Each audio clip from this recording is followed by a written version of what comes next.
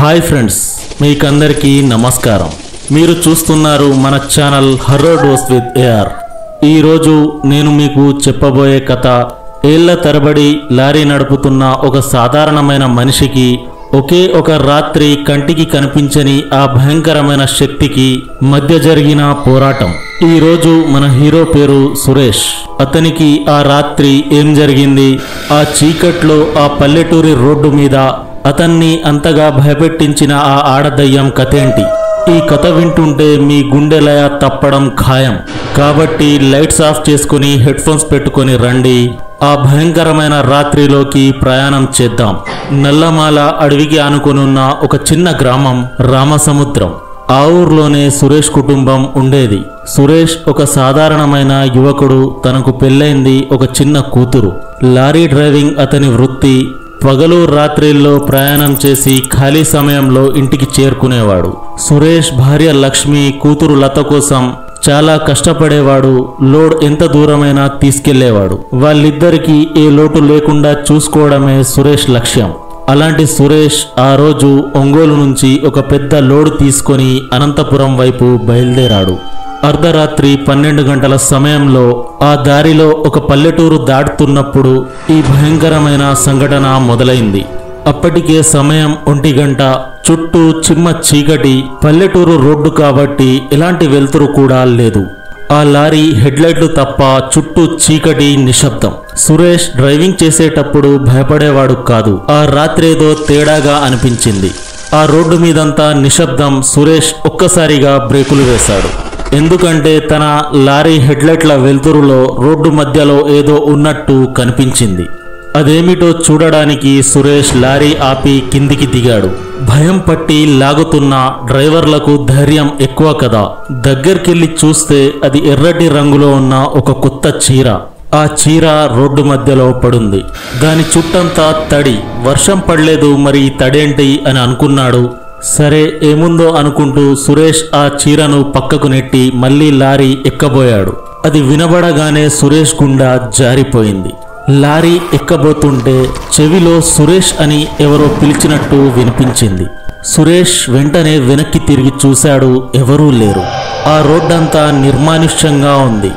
ఏదో భ్రమ అనుకొని మళ్ళీ లారీ స్టార్ట్ చేశాడు. లారీ సుమారు 1 కిలోమీటర్ దూరం వెళ్ళాక రోడ్డు పక్కనే ఒక ఆడమనిషి కనిపించింది. ఆమె చీర చిరిగినట్టుగా, జుట్టు చెదిరిపోయి ఉంది. మోకాళ్ళ మీద కూర్చొని ఏదో బాధలో ఉన్నట్టుగా ఉంది. సురేష్ జాలిపడి లారీ ఆపాడు. తను మనిషి అనుకున్నాడు. ఇంత రాత్రి ఆ రోడ్డు మీద ఉందని తనకు జాలి వేసింది. సురేష్ గ్లాస్ దించి అడిగాడు, అమ్మా ఏమైంది, ఎందుకలా కూర్చున్నావు, ఎక్కడికి వెళ్ళాలి అని. ఆమె ముఖం పూర్తిగా కనిపించలేదు. తల కిందికి దించుకొని చిన్నగా మాట్లాడింది. అయ్యా, కాస్త సహాయం చేయండి. మా ఊరు పక్కనే ఉంది, అక్కడికి తీసుకెళ్లగలరా? ఇప్పుడే నా భర్త నన్ను కొట్టి రోడ్డు మీద వదిలేశాడు. ఆ మాటల్లో ఏదో తెలియని బాధ. అవి విన్నాక సురేష్ మనసు కరిగింది. సరే రండి, పక్కూరే అంటున్నారు కదా, దింపేస్తానని సురేష్ లారీ దిగి పక్కన ఉన్న ఆ డోర్ని తీశాడు. సురేష్ ఆమెను లారీలో ఎక్కించుకునే ముందు ఆమె కాళ్ళ వైపు చూశాడు. అతనొంట్లో రక్తం ఒక్కసారిగా గడ్డ కట్టుకపోయింది. ఎందుకంటే ఆమె కాళ్ళు వెనక్కి తిరిగి ఉన్నాయి. భయంతో సురేష్ 1 అడుగు వెనక్కి వేశాడు. ఆమె మెల్లగా తలపైకెత్తింది. అప్పుడు చూశాడు సురేష్ ఆమె కళ్ళల్లో మంట, ముఖమంతా రక్తం మరకలు. గట్టిగా అరవాలని ప్రయత్నించాడు, కానీ నోటి నుంచి మాట రావడం లేదు. వెంటనే లారీ స్టీరింగ్ డోర్ వైపు పరిగెత్తాడు. లారీ స్టార్ట్ చేసి గేర్ మార్చి వీలైనంత వేగంగా ఆ ప్లేస్ నుంచి దూసుకుపోయాడు. సురేష్ భయంతో గంటకు 80 కిలోమీటర్ల వేగంతో లారీ నడుపుతున్నాడు. కానీ అతను కలలో కూడా ఊహించలేని సంఘటన జరిగింది. వేగంగా వెళ్తున్నాడు, కానీ పక్కద్దంలో చూస్తే ఎవరో పరిగెత్తుతున్నట్టు అనిపిస్తుంది. మొదట గాలి అని అనుకున్నాడు. అంతలోనే లారీ క్యాబిన్కి బయట విచిత్రమైన, భయంకరమైన ఆడగొంతు నవ్వు వినిపించింది. సురేష్ కంపిస్తున్నాడు. పక్కద్దంలో పక్కాగా కనిపిస్తుంది. అదే ఆడమనిషి. తన లారీ పక్కనే ఎగరడం లేదు, నడవడం లేదు. గాలిలో తేలుతూ ముందుకు దూసుకొస్తుంది. ఆ దయ్యం ముఖమంతా అతని లారీ అద్దంలో కనిపిస్తుంది. ఈసారి ఆ దయ్యం కళ్ళు తెల్లగా మారాయి, పెదవులు రక్తపు రంగులో ఉన్నాయి. సురేష్కు ఆ సమయంలో భార్య లక్ష్మి, కూతురు లత గుర్తుకొచ్చారు. అతనికి బతకాలనే పట్టుదల పెరిగింది. తనకు భయమేం లేదు. తన బిడ్డ ముఖం గుర్తుకొచ్చింది. నేను చనిపోతే వాళ్ళ గతేంటి అని అనుకుంటూ లారీ వేగం మరింతగా పెంచాడు. హారన్ కొడుతున్నాడు, కానీ ఆ దయ్యం తనను వదలట్లేదు. ఆ దయ్యం చేతులు చాచి లారీ స్టీరింగ్ని పట్టుకోవడానికి ప్రయత్నించింది. సురేష్ కంగారులో స్టీరింగ్ మీద నియంత్రణను కోల్పోయాడు. లారీ రోడ్డు పక్కనే ఉన్న చెట్టును ఢీకొట్టబోయింది. ఆ చివరి క్షణంలో లారీని నిటారుగా నిలబెట్టాడు. ఈ క్రమంలో లారీలో ఉన్న హనుమాన్ చాలీసా పుస్తకం కింద పడిపోయింది. సురేష్ వెంటనే ఆ హనుమాన్ చాలీసా పుస్తకం తీసుకొని పెద్ద గొంతుతో పాటించడం మొదలుపెట్టాడు. ఆ మంత్ర ప్రభావంతో ఆ దయ్యం నవ్వు మెల్లగా ఏడ్పులా మారింది. ఆ తర్వాత అది లారీ పక్క నుంచి మాయమైంది. సురేష్ ఊపిరి తీసుకున్నాడు, కానీ ఆ ప్రశాంతత ఎక్కువసేపు నిల్వలేదు. సుమారు 10 నిమిషాలు ప్రశాంతంగా ప్రయాణించాక సడన్గా లారీ ఆగిపోయింది. కీ ఆన్ చేసి మళ్ళీ స్టార్ట్ చేద్దామని ప్రయత్నించాడు, కానీ బండి మాత్రం స్టార్ట్ కావడం లేదు. డీజిల్ ఉంది, ఇగ్నిషన్ పనిచేస్తుంది, అంతా బాగానే ఉంది, కానీ లారీ మాత్రం ఆగిపోయింది. అంతలోనే లారీ క్యాబిన్ పైకప్పు మీద గోళ్లతో గీరిన శబ్దం వినిపించింది. ఎవరో తమ పొడవాటి గోర్లతో లారీ పైకప్పు మీద గీరుతున్నారు. ఆ శబ్దం పదే పదే వినిపిస్తుంది. సురేష్ భయంతో వణికిపోతున్నాడు. ఇంకో 2 నిమిషాలు గడిచాయి. లారీ క్యాబిన్లో ఉన్న టెంపరేచర్ ఒక్కసారిగా -డిగ్రీలలో పడిపోయింది. సురేష్ ఒళ్ళంతా చల్లగా అయిపోయింది. అతను ముందుకు చూస్తున్నాడు. లారీ అద్దం మెల్లగా పగులుతుంది. ఆ పగిలిన అద్దం నుంచి ఆ దయ్యం తల మెల్లగా లోపలికి వస్తుంది. దాని చెదిరిన జుట్టు సురేష్ ముఖం మీద వాలుతుంది. ఆ జుట్టులోంచి దుర్వాసన, చనిపోయిన కలేబరం వాసన. ఆ క్షణంలో సురేష్ చనిపోతానని అనుకున్నాడు. ఆ దయ్యం సురేష్ కళ్ళల్లో సూటిగా చూస్తుంది. ఆ దయ్యం కళ్ళల్లో కోపం, పగ తప్ప మరేమీ లేవు. ఆ దయ్యం సురేష్ దగ్గరకు వచ్చి పెదవులు తెరిచి సురేష్ చెవిలో, నువ్వు నన్ను వదిలిపెట్టి వెళ్ళిపోయావు కదా సురేష్, ఇప్పుడు నీ ప్రాణాన్ని నేను వదిలిపెట్టను అంటూ భయంకరంగా నవ్వింది. ఆ నవ్వుకు సురేష్కు గుండాగినంత పనైంది. ఆ దయ్యం సురేష్ మెడ పట్టుకొని లారీ బయటకు నెట్టడానికి ప్రయత్నిస్తుంది.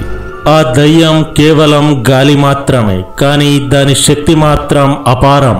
బయటికి నెట్టుతున్నప్పుడు సురేష్ శరీరంలో ఉన్న శక్తి అంతా లాగేసినట్టయింది. సురేష్ వణుకుతూ తన జేబులో ఉన్న లక్ష్మి ఫోటోను బయటికి తీశాడు. ఆ ఫోటో వెనక లక్ష్మి చిన్న విభూది చుట్టి ఉంచింది. వెంటనే ఆ విభూదిని దయ్యం ముఖం మీదికి విసిరాడు. దయ్యం భరించలేక గట్టిగా అరిచింది. దాని శరీరం నుండి మంటలు వస్తున్నాయి. అది మెల్లగా వెనక్కు తగ్గింది. సురేష్ డోర్ తీసుకొని లారీ నుండి బయటకు దూకాడు. తను కేవలం శ్వాస తీసుకోవడం తప్ప మరేమీ చేయలేకపోయాడు. ఆ దయ్యం ఇంకా అతన్నే చూస్తుంది. అది నెమ్మదిగా అతని వైపు వస్తుంది. అప్పుడే సురేష్కు లక్ష్మి చెప్పిన మాటలు గుర్తుకొచ్చాయి. ఎన్నోసార్లు లక్ష్మి సురేష్తో ఇలా అంది, మీకు ఎంత కష్టం వచ్చినా హనుమాన్ చాలీసా చదవండి, భయంకరమైన చోట మిమ్మల్ని ఈ విభూది కాపాడుతుంది.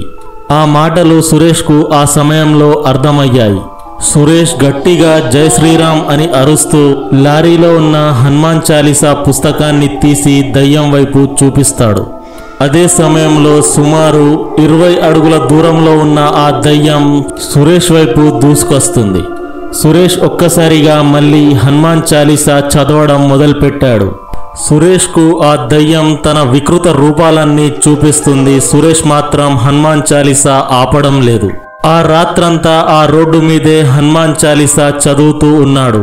చూస్తూ చూస్తూ బ్రహ్మ ముహూర్తం వచ్చింది. అంటే 4:30 అవుతుంది ఉదయం. కొద్దిసేపట్లో సూర్యోదయం మొదలవుతుందనే సంకేతం. ఆ దయ్యం శరీరం ఆ చీకట్లో మెల్లగా కరిగిపోతున్నట్లుగా మాయమైంది. సురేష్ కూర్చుండిపోయాడు. ప్రాణం పోయి వచ్చినట్టుగా అనిపించింది తనకు ఆ సమయంలో. తెల్లారుతుంది. సురేష్ లారీ ఎక్కి లారీని స్టార్ట్ చేస్తే లారీ స్టార్ట్ అయింది. ఇంజన్ మళ్ళీ పనిచేయడం మొదలుపెట్టింది. ఆ లారీని తీసుకుని బయలుదేరాడు. సురేష్ ఇంటికి వచ్చాక తనకు తన లారీకి శాంతి పూజలు చేయించాడు.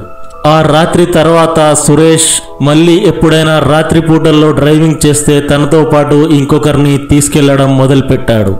చూశారు కదా ఫ్రెండ్స్, ఇది సురేష్తో జరిగిన ఒక భయంకరమైన అనుభవం. ఈ అనుభవం గురించి మీ అభిప్రాయం ఏంటి? మీరు గనక సురేష్ స్థానంలో ఉండి ఉంటే ఏం చేసేవారు? కింద కామెంట్స్ లో మీ అనుభవాన్ని, మీ అభిప్రాయాన్ని తప్పకుండా పంచుకోండి. ఈ కథ మీకు నచ్చినట్లయితే లైక్ చేయండి, షేర్ చేయండి. మళ్ళీ వచ్చే వారం ఇంకో కొత్త కథతో, కొత్త రహస్యంతో కలుద్దాం. అప్పటి వరకు జాగ్రత్తగా ఉంటూ చీకటికి దూరంగా ఉండండి. ఒకవేళ మీ జీవితంలో కూడా ఏమైనా నిజ సంఘటనలుంటే స్క్రీన్ పై ప్లే అవుతున్న జీమెయిల్కు మీరు సెండ్ చేస్తే అది నా వాయిస్లో నరేట్ చేసి మన ఛానల్లో పెడతాను. ఇంతసేపు వీడియోను వీక్షించినందుకు ధన్యవాదాలు.